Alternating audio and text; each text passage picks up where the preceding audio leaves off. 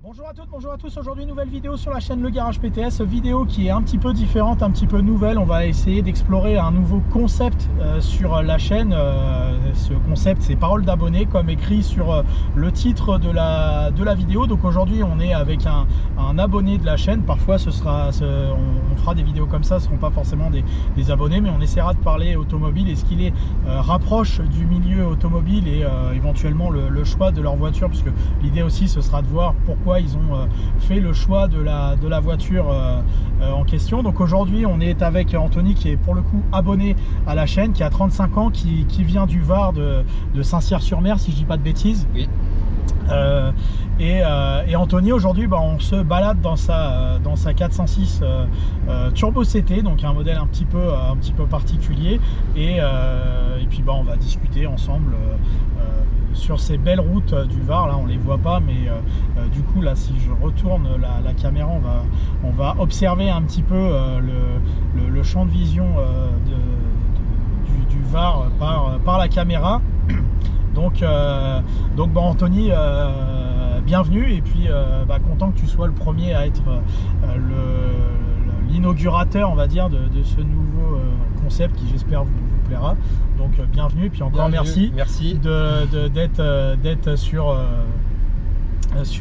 la chaîne, et puis en même temps nous faire part de tes souvenirs, de tes nouvelles choses, et puis de ce petit tour en 406 TCT qui est, ma foi, a priori fort sympathique.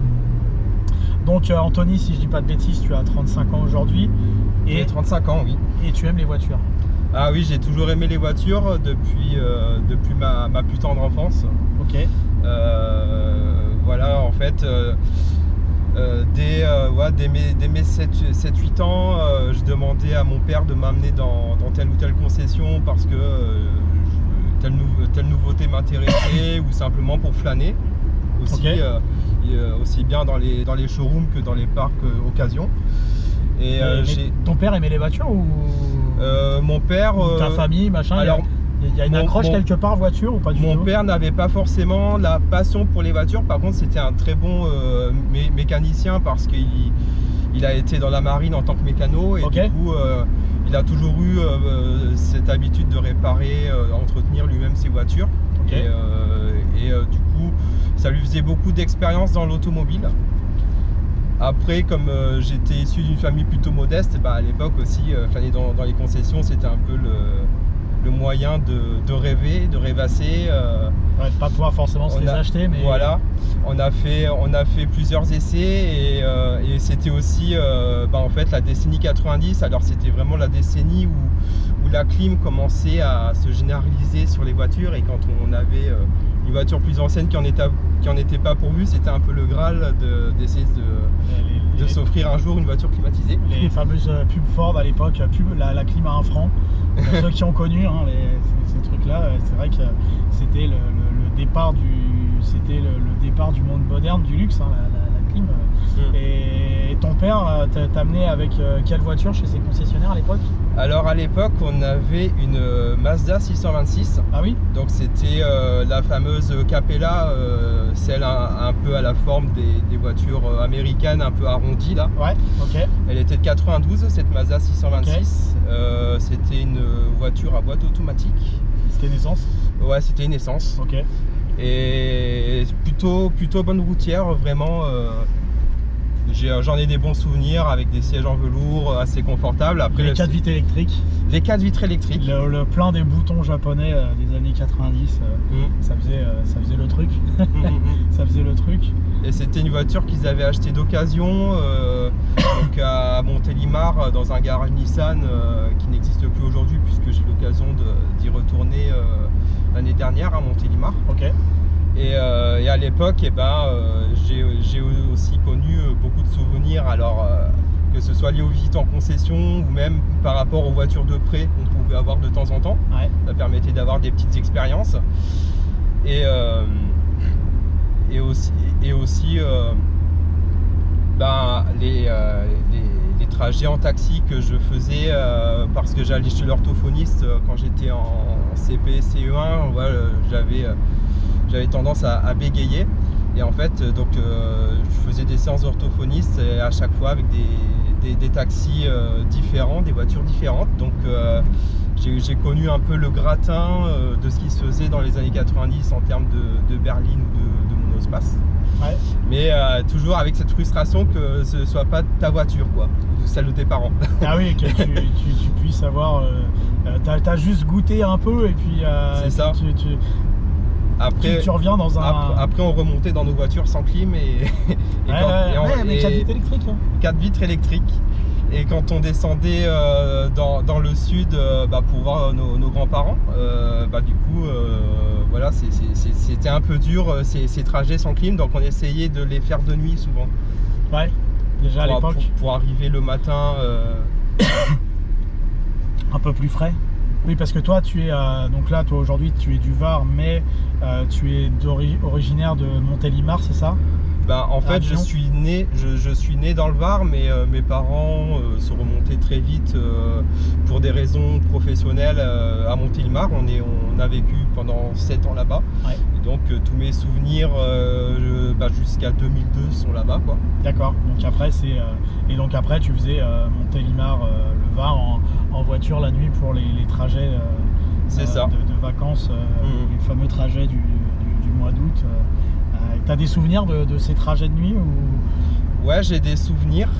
Un truc qui t'a marqué, je sais pas, ton père qui te paye une glace toujours à Salon de Provence ou à... Parmi les trucs qui m'ont marqué, alors déjà c'est le petit jeu à l'époque avec les anciennes numérotations de plaques pour se divertir, d'essayer de deviner d'où venaient les voitures qui nous dépassaient ou qu'on doublait. Voilà, okay. Ça c'était un petit jeu. Et puis après, je me rappelle une fois descendu avec ma mère et ça devait être aux alentours, ça devait être peut-être 98 parce qu'en fait, le premier événement mondial qui m'a marqué à la télé, c'était le fameux accident de Lady Di avec sa Mercedes. Ok, ouais. C'était toute fin de l'été 98. Ça. Ouais, parce qu'en fait, elle est morte en 97, donc je pense que ça s'était produit en 97 et mon souvenir, il doit dater de 98. Parce que en fait, en allumant le cartoon le matin à la télé, au lieu d'avoir ça, j'étais tombé sur l'édition spéciale accident, voilà. Okay. Donc en fait, j'ai pas eu le filtre parental entre guillemets et j'ai eu le malheur de voir ça en direct. Ok. Donc c'est resté. Et en fait, l'année d'après, quand on est descendu, ma mère s'est trompée. Il y a un niveau, l'autoroute se sépare entre Aix, direction Aix ou direction Marseille. Oui, ou Barcelone, ouais, voilà. Ça, et en fait, elle a pris direction Marseille. Et je me rappelle qu'on est passé dans un tunnel à Marseille. Et en fait, pendant ce moment-là, je me rappelle être resté figé, presque glacé, parce qu'en fait... t'as l'impression de rentrer dans ce fameux pont de l'Alma. Voilà, c'est ça. Okay. C'est ça. Et enfant, ça m'avait martyrisé sur le moment. Tu vois, comme quoi les images, des fois, en tant qu'adulte, vis-à-vis des enfants, on se dit ouais, non mais c'est rien, machin. Et puis tu vois, comme quoi une simple actualité, des fois, peut te laisser. Alors aujourd'hui, bon, t'es pas bouleversé, mais t'as remarqué quelque chose, en tout cas, oui. Lié à ça. Et du coup, tu as eu puisque tu as eu tout de suite un peu cette passion pour l'automobile, tu as passé rapidement ton permis, ça a été un objectif quand tu as eu besoin de le passer ou t'as traîné? Alors le permis, ça a été un objectif, mais malheureusement, j'ai eu tard parce que je l'ai eu qu'à 24 ans. Ah oui, en fait, il y a eu un gros moment de frustration entre 18 ans et 24 ans où la plupart du temps c'était parce que j'avais pas les moyens de me payer les séances. Et après j'ai fait une première auto-école, mais j'ai pas réussi à avoir mon permis parce que j'avais pas un très bon feeling avec le moniteur, j'étais un peu crispé.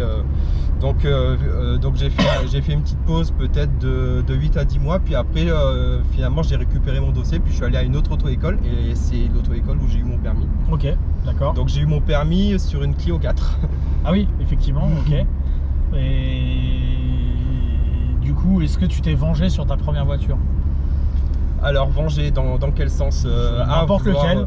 Eh ben, en fait ma première voiture déjà, je sais qu'à l'époque je voulais quelque chose d'un petit peu différent de tout ce que les gens pouvaient avoir en première voiture, que je voyais beaucoup de françaises, des 106, des Saxo un peu partout. Et en fait à l'époque, donc j'avais une shortlist, j'aimais bien la Micra 2 que j'aurais voulu avoir en première voiture. J'aimais bien la Lancia Ypsilon, un peu boîte à chaussures fin des années 90 là. Ah oui, donc voilà. Celle qui était en fait basée plus sur la Fiat Uno que le modèle d'après avec le compteur central. C'est fin des années 90, donc ah oui, donc c'est celle avec le compteur central. Ouais, oui, voilà, c'est celle-là. C'est le compteur central. C'est pas l'Auto Bianchi, c'est vraiment la Lancia. Parce que l'intérieur Alcantara me plaisait en fait. Je voyais des photos sur les annonces, je me dis ouais, l'intérieur Alcantara c'est sympa. Et la troisième voiture c'était l'Opel Corsa C. Donc celle du début des années 2000. Et finalement c'est elle que j'ai eue en première voiture. D'accord. Avec le moteur 1,7 litre DTI. Ah oui, t'es pas sensible au niveau des oreilles? Non, effectivement, elle avait une bonne sonorité. Oh, tu peux dire belle sonorité si tu veux, il n'y a pas de problème, on t'en voudra pas. Mais elle poussait bien, c'est le souvenir que j'en avais. Elle n'était jamais en difficulté cette voiture, dans les montées ou dans les accélérations. Le turbo faisait bien son job, et puis elle a eu le malheur d'avoir une panne un jour dans l'agglomération toulonnaise sur le bord de l'autoroute. En fait, le ralenti qui marchait pas. Et en fait j'ai été un petit peu pris en otage entre guillemets par le dépanneur, qui a dit à moi et à mon père, soit vous soit vous l'emmenez par vos propres moyens, soit vous allez payer les frais de gardiennage machin. Donc en fait je pense au fond de moi que la voiture devait être réparable, mais comme on s'était renseigné sur le coût d'une éventuelle réparation, voilà, s'il en fallait pour 2000 € de réparation, finalement on a préféré faire un budget pour acheter une voiture et pas la réparer malheureusement. Donc on l'a laissé chez le dépanneur en fait. D'accord. Bon. Fin de l'histoire un peu tragique. Parce que pas très sympa le dépanneur. Non, vrai, pas sympathique. On l'embrasse. Pas très sympa, ouais. Et du coup, oui, c'est une voiture que j'aurais bien voulu la rouler un peu plus, parce que en plus. Tu l'as gardé combien de temps celle-là? J'ai gardé 1 an et demi, donc c'est pas très long. Et en plus c'était la Corsa en finition élégance, donc c'était le haut de gamme, elle avait l'intérieur velours, elle avait la clim automatique, donc pour une petite voiture c'était confortable quoi. On pouvait c'est correct, bien sûr, la Corsa élégance c'était pas mal. Les Corsa de ces années-là étaient plutôt bien finie, bien construite, et du coup c'est une voiture que tu avais vue parmi tes concessionnaires neufs ou pas du tout? Non, pas du tout. Précédemment on était allé dans des Opel au début des années 2000, mais à l'époque la voiture qui nous intéressait c'était plutôt le Meriva. Le premier Meriva, quand mes parents cherchaient une voiture familiale, toujours dans cette quête d'avoir une voiture climatisée un peu confortable. Bon, finalement la voiture en question ça a été un Xara Picasso, qui a été acheté d'occasion en 2004, il était de 2001, avec 70 000 km, et c'était un moteur 1,8 litre essence, donc c'était un moteur éprouvé, c'est ça. Pas trop de punch, mais porté sur la boisson, le pauvre. Ouais, porté sur la boisson, mais niveau fiabilité on n'avait pas grand chose à lui reprocher. C'était quoi, un SX Pack Clim, tu sais pas? C'est ça, exactement ça. C'est mes vieux souvenirs de vendeur Citroën du milieu des années 2000. On en a repris des pelles. Il avait enjoliveur ou il avait déjà option Jean-Talus? Il avait les options Jean-Talus. Donc il était plutôt pas mal, parce qu'en plus le premier propriétaire avait fait le choix d'un gris Fulminator métallisé, donc c'était le gris foncé, de telle sorte qu'en fait les pare-chocs noirs se voyaient pas trop. C'est ça, Et du coup c'était intégré dans la couleur, donc on aurait presque dit avoir bon, peut-être pas l'exclusive parce qu'il y avait trop de différences, mais il passait pas mal. Il passait pas mal. Avec l'intérieur, moi que j'aimais bien, je crois que c'était le velours d'Alicant si je me trompe pas, les sièges beige avec beige et gris. Avec les petits motifs dessus. C'était beige et gris ou beige et marron? C'était beige, et dessus il y avait des petits dessins marron, vert. D'accord, donc c'est le marron vert, d'accord. Je vois c'est lequel. D'accord. Donc il devait être plutôt pas mal pour. Oui. pour l'époque. Bah, du coup, ça a changé des voitures qu'on a vues avec les 3 vraies places à l'arrière, les tablettes au dos des sièges avant. Enfin, c'était vraiment très confortable. De toute façon, le début des années 2000 pour les familles classiques, le monospace a été une vraie révolution. Une voiture un peu tout en un comme ça, donc souvent climatisée, le dépôt des sièges à l'arrière et tout, ça changeait beaucoup. Avant, on avait les banquettes rabattables d'un seul tenant, donc c'était les objets ou les enfants. Là, c'était la magie pour plein de gens, tout en restant une voiture assez compacte. La modularité, le coffre. C'est ça. Oui. Tout ça, c'était assez nouveau pour tous ces gens-là. À ce moment-là, c'était vraiment une autre façon de voir la voiture. Encore une fois, pour des gens qui n'étaient pas forcément amateurs de voiture. Bah, je pense que c'est le pragmatisme, dans ces années-là, on peut vraiment parler de voiture à vivre. Et en fait, comme quelqu'un d'un peu naïf, j'ai pensé pendant beaucoup d'années que les voitures allaient en s'améliorant en fait, et donc au milieu des années 2010, j'étais encore en quête des nouvelles voitures, etc. Et puis en fait, le couperet s'est refermé un petit peu aux alentours de 2020 quand ils ont annoncé le GSR2 obligatoire pour 2022 et que j'ai vu que finalement les gammes commençaient à amputer les constructeurs commençaient à amputer leur gamme. Le non-renouvellement des voitures CC par exemple, l'abandon des 3 portes sur les petites voitures comme les Polo. Donc j'ai vu effectivement que les gammes devenaient de plus en plus ennuyeuses et surtout construites autour des SUV, et c'est ça qui est un peu dommage parce que j'en ai eu un de SUV, mais c'était plutôt par défaut. Parce qu'en fait dans la gamme du constructeur il n'existait pas de mini space ou alors de compact, mais qui répondait vraiment à mes attentes. Et en fait le SUV que j'ai eu, je l'ai eu par défaut, donc c'est la voiture que j'ai eu juste avant celle-là. D'accord. Et tu m'as dit que c'était, pour pas faire un mystère, c'était un Ford Puma. Ford Puma, ok. Donc qui t'a laissé au bord de la route Qui m'a laissé 3 fois au bord de la route, ouais. Ok, bon. Des fois comme ça. Du coup, la dernière fois, ça lui a coûté son éventuelle adoption qui était déjà quasi actée, quoi. Bon, écoute, est-ce que tu regrettes vis-à-vis de cette 406 là, parce que la 406, ça fait combien de temps que tu l'as maintenant? Ça fait 6 mois. Ok. Et est-ce que donc ça fait 7 mois que tu t'es séparé du Puma? Ouais, ça fait ça fait 7 mois parce que le véhicule il a quasiment pas roulé pendant 1 mois, parce que quand j'ai eu ma panne, j'ai réussi peut-être 4-5 heures plus tard en me faisant emmener par des amis à le ramener en mode dégradé sur le parking de mon domicile. Mais j'avais tellement d'appréhension qu'il lui arrive encore quelque chose qu'il est resté sur le parking pendant 1 mois. Et pour l'anecdote, je l'ai ramené chez le concessionnaire sur dépanneuse. Même s'il n'y avait pas forcément quelque chose, mais dans le doute, tu aurais pu probablement le ramener, mais tu as préféré le ramener par dépanneuse. C'est ça. D'accord. Et alors, entre cette 406 turbo essence et le Puma, t'as oublié le Puma? Ouais, j'ai oublié. Alors, la seule chose pour laquelle j'ai pas oublié, mais c'est commun à toutes les voitures de maintenant, c'est les aides au stationnement. Quand on a une 406, il faut tenir compte du gabarit, et c'est surtout un petit peu, il y a une petite habitude à prendre au niveau des marches arrière avec la malle, parce que la vitre arrière n'est pas la fin de la voiture, donc ça il faut toujours en avoir conscience. Mais à part ça, j'ai vraiment rien reproché à la 406, et ce que j'aime sur cette voiture, parce que le 2 litres TCT, c'est pas vraiment un choix, c'est plutôt elle qui est tombée sur moi quand j'ai eu besoin d'une voiture. Et finalement j'ai à la fois des caractéristiques de l'essence et des caractéristiques du diesel. Oui, parce que le couple est très bas et constant, d'ailleurs c'est ce que ça veut dire, un couple constant, TCT, en anglais bien sûr, mais ça veut dire turbo à couple constant. Donc t'as un agrément un peu diesel entre guillemets que tu n'avais pas sur le Puma, puisque c'était un éthanol là, un flex fuel. Oui, c'était un éthanol sur un moteur 3 cylindres moderne. Oui, voilà. Bon, après c'est calibré comme un diesel, c'est calibré un peu comme un diesel, ça marche à bas régime, donc t'as un peu ce côté moderne avec cette 406. Mais la 406, c'était pas forcément un choix voulu dans ta vie de te dire j'aurai une 406. Non, pas forcément.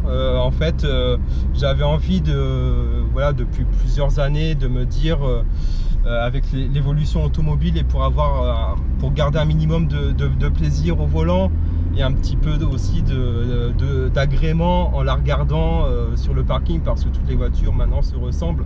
Sachant que pour les pires, je trouve que ce sont les dernières coréennes qui sont sorties, un petit peu, que ce soit les Kia, les Hyundai, les versions électriques qui ressemblent vraiment à rien. On a l'impression de voir des voitures futuristes avec des néons. Propos, hein. Ah oui, c'est ça. Et donc, comparé à ça, quand on voit une belle Young des années 90 en raceau ou sur un parking, c'est vrai que on sent une personnalité qui semble s'être un peu perdue en termes de design. Alors, je le remarque aussi, puisque tu en parles assez souvent, par rapport à la visibilité qu'on a depuis l'intérieur sur les 3 quarts arrière ou ce genre de détails. Donc c'était pas une invention qu'on voit mieux dans ces voitures-là par rapport à non, c'est pas une invention. Par rapport au Ford Puma. C'est pas une invention du tout. Même si on est plus bas, paradoxalement on voit mieux. C'est vrai qu'il y a des contraintes liées au design et probablement à la sécurité qui font que... Des vitres qui remontent assez haut sur les portières, alors qu'avant on avait facile. Et en fait, du coup, j'en étais venu à ce point parce qu'en fait, la question au départ c'était est-ce que je regrettais des choses du Puma sur cette 406? Finalement, pas grand chose. Ok. Parce que le Puma représentait encore un compromis de l'époque où je souhaitais un véhicule sur lequel il y a un écran au tableau de bord pour pouvoir facilement me repérer en GPS dans des zones inconnues, et un véhicule qui gardait des boutons, quand même assez de boutons sur le tableau de bord. Et maintenant on voit que c'est de moins en moins le cas, il n'y a qu'à regarder une Tesla. Maintenant oui, voilà. c'est le tout tablette. Hein. Et moi j'aime beaucoup quand même avoir des boutons physiques. Et après pour le GPS, finalement il y a d'autres façons d'avoir le truc en achetant des supports et en les mettant occasionnellement sur le tableau de bord, donc ça pose pas de problème. Et donc toi qui étais un utilisateur de voitures neuves, on va dire, ou quasiment neuves, de revenir à un véhicule plus basique, plus ancien comme ça, tu considères que c'est tout à fait utilisable encore aujourd'hui, quotidiennement, d'utiliser cette voiture? Ah oui, tout à fait, ouais. Ok, écoute, et alors ce serait quoi ta voiture de rêve? Si ma voiture... budget, si toutes les voitures étaient à 1 euro, alors la voiture que j'aime beaucoup, et je reste toujours dans la catégorie Youngtimer, c'est la Corvette C4. Ok. Parce qu'elle m'a vraiment marqué. C'est pareil, c'est une voiture que j'ai vue dans des films gosses, et j'ai toujours trouvé son design vraiment pile calé dans les années 80, et je pense qu'on fait pas mieux. Et en fait, ça a toujours été ma Corvette préférée. Alors je sais qu'il y a beaucoup de fans de la C3, mais moi ma Corvette préférée c'est la C4, et je la mettrai vraiment sans hésiter en voiture préférée, parce que je pense que d'avoir quelque chose d'un peu original, et elle apporte totalement ça, quoi. Donc toi, ta voiture, si un jour tu pouvais en avoir une, ce serait celle-là? Ouais. D'accord. Ok, écoute, tu vois, comme quoi c'est pareil, pas d'affinité particulière ni avec les voitures américaines. Enfin, quand je dis affinité, c'est que t'as pas eu une vie se rapprochant de la voiture américaine par quiconque, ou c'est juste du plaisir, souvenir peut-être de magazines et de télévision, quoi. Voilà, c'est ça, c'est... Oui, c'est des souvenirs de télévision, puis aussi l'aspect esthétique. Alors, c'est une de ces voitures qui a les phares escamotables, ça fait toujours son petit effet. Ah, ça, sympa. Ça, c'est sûr qu'il faut avoir au moins une fois un jour dans sa vie une voiture à phare escamotable.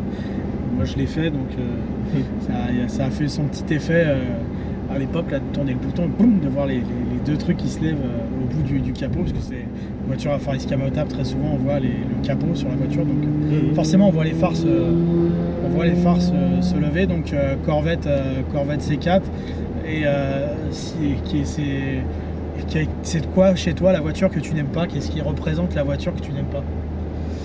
Là, je te pique un peu, là, je t'ai pas préparé à ça. Je pense si on prend le Kia Sportage par exemple, le dernier, c'est typiquement la voiture que j'aime pas, ça. D'accord. En hybride rechargeable, voilà, c'est la voiture que j'aime pas. Ok, donc s'il y avait une voiture, t'es sûr de ne pas acheter, c'est le Kia Sportage dernier cri en hybride. Au niveau de la technologie, au niveau du design, il n'y a rien qui me plaît sur cette voiture. D'accord, ok. Et en fait, je pense en particulier à elle parce que j'en croise assez souvent et à chaque fois que j'en croise, je me demande comment ça peut plaire à des gens pour l'acheter en fait. Ok, écoute, c'est peut-être que le vendeur, le concessionnaire à côté de chez toi est très bon, donc il a peut-être le talent pour savoir vendre le Kia dont il n'arrivera a priori pas à te vendre,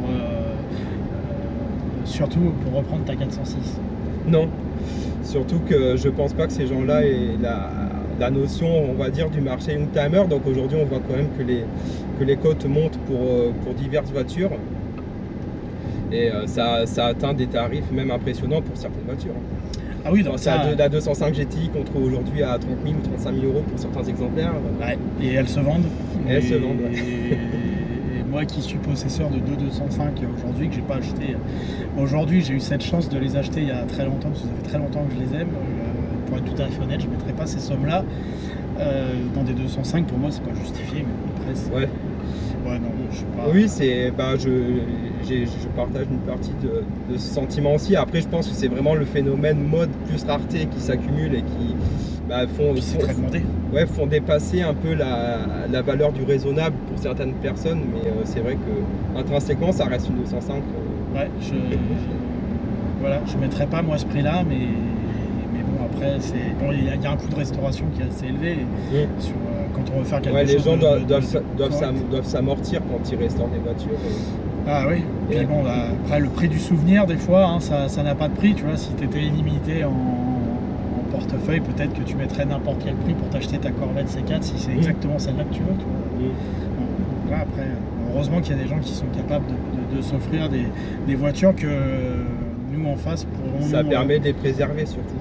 Exactement, non mais il faut, après moi je veux pas insulter un mec qui avait 30 000 dans une 205, moi je pense que je le ferai pas, parce que j'ai peut-être aussi cette chance d'en avoir deux, mais bon, voilà, après chacun voit un peu comme le gars qui achète son Kia. Mais est-ce que tu achèterais une 205 à 35 000 ou le Kia à 35 000 plutôt la 205 si j'avais quand même. Si t'avais 35 000 à mettre là. Si les deux m'étaient imposés, ce serait la 205. D'accord, ok, bah tu vois, le Kia est vraiment loin. Et vraiment loin de tout ça. Bah écoute, c'était très sympa en tout cas de partager cette petite vidéo, de découvrir un peu les gens, l'univers, savoir ce qu'on aime, ce qu'on n'aime pas.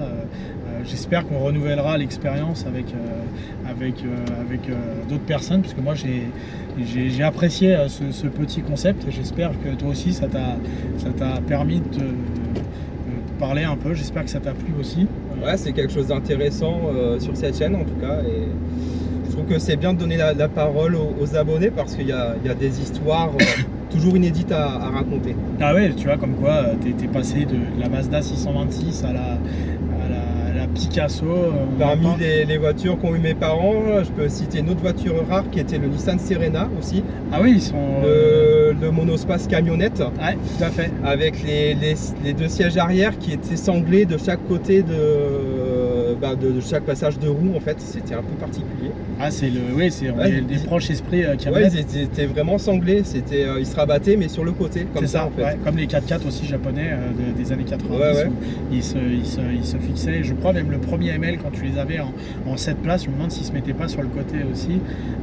C'est marrant que tu me parles du Nissan Serena qui n'est pas une voiture très courante, bien que dans la presse automobile des années 90 on le voyait quand même pas mal par rapport à la voiture que c'était. C'était une des voitures qui était les plus lentes en vitesse de pointe. Quand ils faisaient les mesures c'était genre 120, 125, le truc il avançait pas.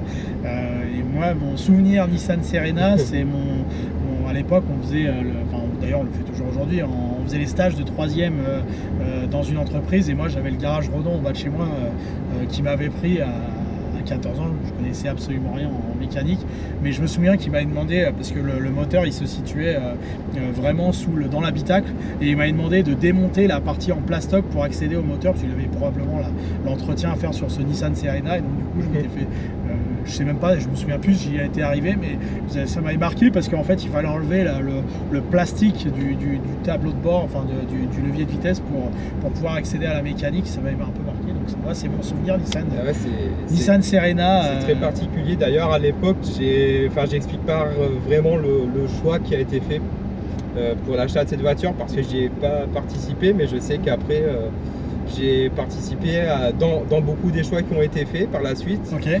Dont donc pas les Mazda parce que la Mazda c'était un peu un amour de jeunesse de mes parents qui aimaient beaucoup cette voiture. Ouais. Mais par contre j'ai influencé pour l'achat d'une 405 GR en boîte automatique, donc je crois que c'était le 2 litres si je me trompe pas. Après ça dépend, c'est phase 1, phase 2, mais... Ouais, c'était la phase 1. Donc c'est 1,9 litre alors. Ouais, 1,9 litre, ouais. Donc d'occasion au début des années 2000 qui a bien rendu service. Ok. Et ensuite l'achat du Picasso, en fait à chaque fois c'est moi qui ai vu les annonces sur les journaux de l'époque parce que le Bon Coin n'existait pas encore. Eh oui, non, c'était des annonces papier et du coup à chaque fois c'est moi qui ai trouvé ces voitures. J'annonce la centrale le jeudi matin pour ceux qui aimaient acheter des voitures en exclusivité. Il fallait le ramasser le jeudi matin à la première heure parce qu'à midi les affaires étaient parties. Ouais, et à l'époque, alors on habitait à Montélimar, c'était donc le journal il s'appelait le 2607, c'était un journal de petites annonces et puis il y avait plus tard le Paru Vendu aussi. Ouais, c'est ça, il y a eu Paru Vendu, ouais, c'est ça exactement. Un peu après. Nous c'était Paris Boum Boum, ça s'appelait comme ça en région parisienne, on avait Paris Boum Boum et bref, voilà, tu vois comme quoi selon les régions on avait tout ça, donc écoute, ils ont profité de voitures japonaises. À l'époque, je pense que c'était aussi pour ça qu'on tournait plus sur les parcs d'occasion, parce que je pense qu'aujourd'hui, on n'a quasiment plus à le faire de par l'immédiateté et la disponibilité des annonces. Et c'est vrai qu'à l'époque, quand on cherchait une voiture et qu'on ne savait pas trop vers quoi se tourner, on faisait le tour des parcs d'occasion. Et puis clairement, c'était au Petit Bonheur la Chance, ça se faisait souvent comme ça. Bien sûr, oui. Après, peut-être que c'est comme ça que le Nissan est arrivé à tes parents, ça rentrait dans ce qu'ils avaient besoin en termes de gabarit, probablement aussi en termes de budget c'était là, image japonaise probablement intéressante pour tes parents à l'époque. Ils se sont dit c'est peut-être pas la Ferrari, mais ce sera notre Ferrari. Écoute, c'est comme ça, après les choix s'expliquent pas forcément. Des fois ils s'expliquent, tu demandes aux gens et ils te disent j'ai acheté ça parce que des fois la raison elle est totalement irrationnelle. Mais... En plus j'ai un souvenir assez piquant, assez douloureux à l'époque du Serena, c'est que... donc tu as une affaire un peu piquante avec ce Serena. Oui, alors ce souvenir piquant que j'ai, c'est mes parents qui nous avaient emmenés pour l'essai d'un Ford Galaxy quand il venait de sortir. En plus, c'était un très bel exemplaire parce que je me rappelle qu'il était d'un bleu nuit, donc il était magnifique. Avec la calandre ronde là.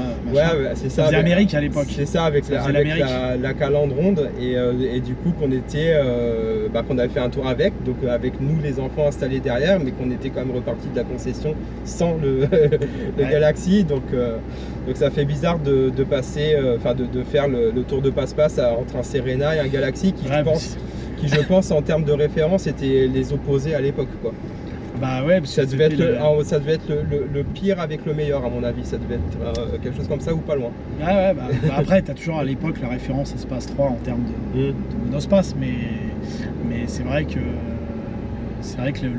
quand il avait sorti ce Galaxy, puis avec la pub mythique du Charan, parce que c'était les mêmes, le TDI 110 que tu as mis sur une vidéo. Ouais, c'est ça exactement, j'avais mis ça. Beau souvenir, je vois que tu es assidu. Réveillez-vous, papa va doubler. Avec le Serena, c'était un peu ça. Réveillez-vous, papa va doubler, parce qu'à mon avis, même en troisième, le truc, le pauvre, il devait pas envoyer grand chose. Mais effectivement, c'est comme ça. T'as fait un aller-retour en Ford, et puis après, tu t'es acheté une Ford Puma, tu vois. Ouais. En plus, Ford, ça s'est fait par hasard, parce qu'à l'époque, c'était pas forcément mon premier choix, mais on va dire que quand j'ai fait le tour des garages, c'est le premier constructeur qui a voulu me financer pour une LOA. Donc du coup, donc voilà. Effectivement. Donc si je leur dois quelque chose, c'est au moins l'accès à la voiture neuve dans mes années d'adulte, quoi.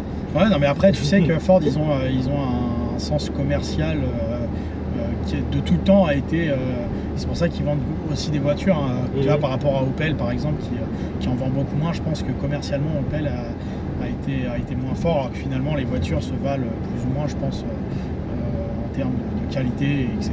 C'est quand même deux constructeurs assez proches, mais je pense que la différence est essentiellement commerciale et que Ford a dans son ADN le commerce. Et tu vois, bah, ils ont réussi à te vendre une voiture parce qu'ils ont été peut-être un peu plus ouverts à toi. Sachant qu'à l'époque, la voiture qui était mon premier choix, c'était la Seat Ibiza, qu'ils ont encore restylée pour la énième fois, mais quand elle est sortie, franchement, elle m'avait fait son effet. Ouais. En plus, quelque chose d'assez rare, c'est qu'il lui avait laissé traîner le châssis de la nouvelle Polo qui n'était pas encore sortie. Donc c'était une espèce de privilège par rapport à la hiérarchie. Oui, c'est vrai qu'ils avaient fait ça. La hiérarchie de groupe de Volkswagen, ils avaient laissé Seat et traîner une plateforme avant une Volkswagen. C'est vrai que c'est rare ça. Et du coup, elle était super bien, sauf qu'en fait,